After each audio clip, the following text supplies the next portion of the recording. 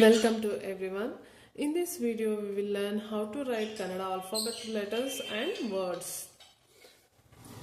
So ನಾವು ಕನ್ನಡನ ಈಸಿಯಾಗಿ ಕಲಿಬೇಕು ಅಂದರೆ ಫಸ್ಟು ಕನ್ನಡ ವರ್ಣಮಾಲೆ, ಕನ್ನಡ ಒತ್ತಕ್ಷರ, ಹಾಗೆ ಕನ್ನಡ ಕಾಗುಣಿತನ ಚೆನ್ನಾಗಿ ಕಲ್ತಿರಬೇಕು. ಇದೇ ಚಾನಲ್ನ ಹಿಂದಿನ ವಿಡಿಯೋಗಳಲ್ಲಿ ಕನ್ನಡ ಕಾಗುಣಿತ ತುಂಬ ಚೆನ್ನಾಗಿ ಬಂದಿದೆ, ಹಾಗೆ ಅಷ್ಟೇ ವ್ಯೂಸ್ ಕೂಡ ಚೆನ್ನಾಗಿ ಬರ್ತಿದೆ. ಸೊ ಅದನ್ನು ನೋಡಿ ನೀವು ಕಲೀರಿ.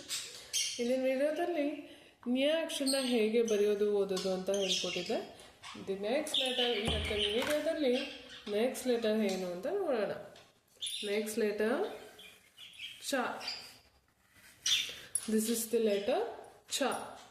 It should start like this and end like this. ಇದೇ ಥರ ನೀವು ಬರಿಬೇಕು, ಆಗ ಕನ್ನಡ ಹ್ಯಾಂಡ್ ರೈಟಿಂಗ್ ತುಂಬ ಚೆನ್ನಾಗಿ ಬರುತ್ತೆ.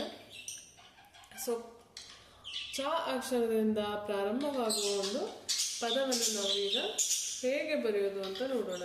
ಚ ಮ ಚ ಚಮಚ.